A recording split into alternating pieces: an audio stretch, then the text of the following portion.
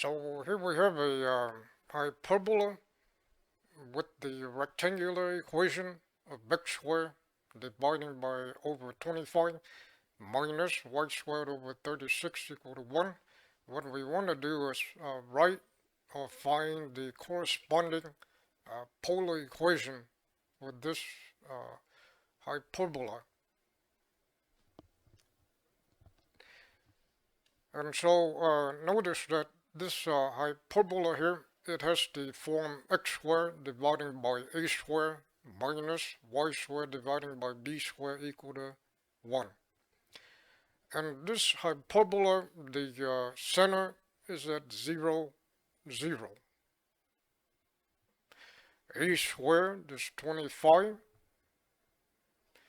b squared is 36.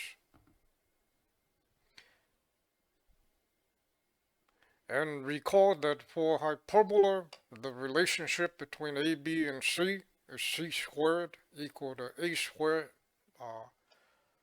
plus b squared. And also recall that a represents the distance from the center to the vertex. C represents the distance from the center to the focus. And so in this case, we get c squared is equal to 25 plus 36, which is 61.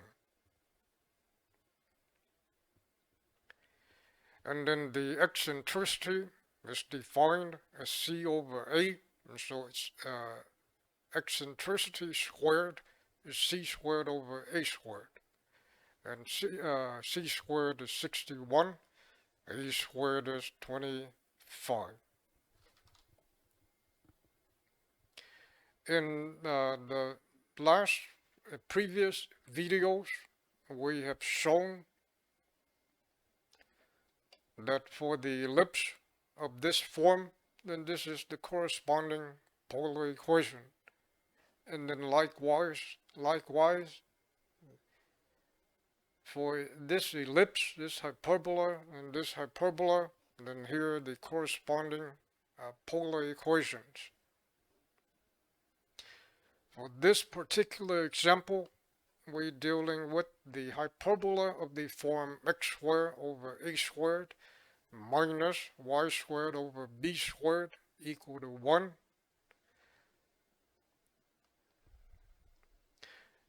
And therefore the corresponding is this one. The corresponding polar equation is r squared equal to negative b squared dividing by 1 minus e squared cosine squared theta.